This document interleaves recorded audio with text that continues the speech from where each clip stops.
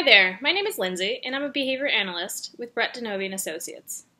In this video, I'm going to talk about some tips for parents, teachers, or any caregiver working with kids with disabilities or typically developing children. Right now, it's showtime!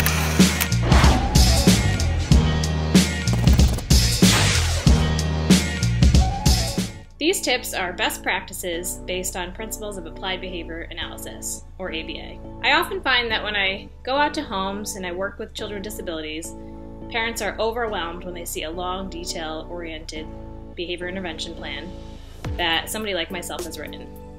So these tips are just a few ways that I suggest to parents that they try to start changing their own behavior so they can change their child's behavior. The first one, when presenting a directive for something you want your child to do, don't pose it as a question. Okay, hey listen, if you guys can play quietly while I put Kirby to sleep. I often find that parents think that if they ask their kid nicely to do something, that the kid's gonna say, "Sure mom, I'll go do it right now."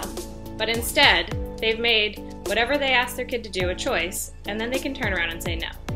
So for example, if you want your child to put the shoes in the closet, say, "Please go put your shoes in the closet," instead of, "Can you put your shoes in the closet?"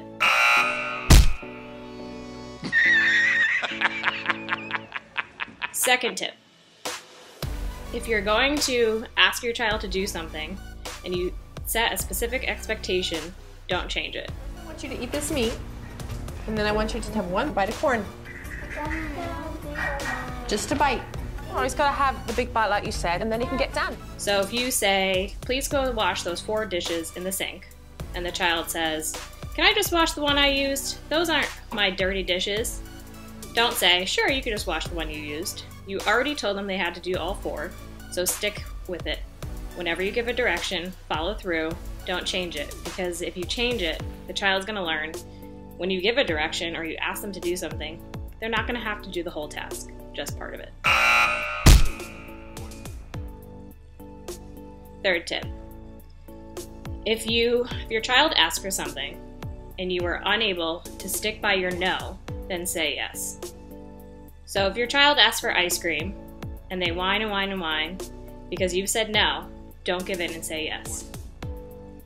If you're too tired to deal with the whining child or there's other circumstances surrounding the behaviors, then say yes. If you say no and then the child wears you down and you give in with a yes, you've now just reinforced that whining behavior. So you're going to be more likely to see it next time when you say no to your child. I hope these 3 tips are helpful for any parents, caregivers, or teachers. Thanks for watching.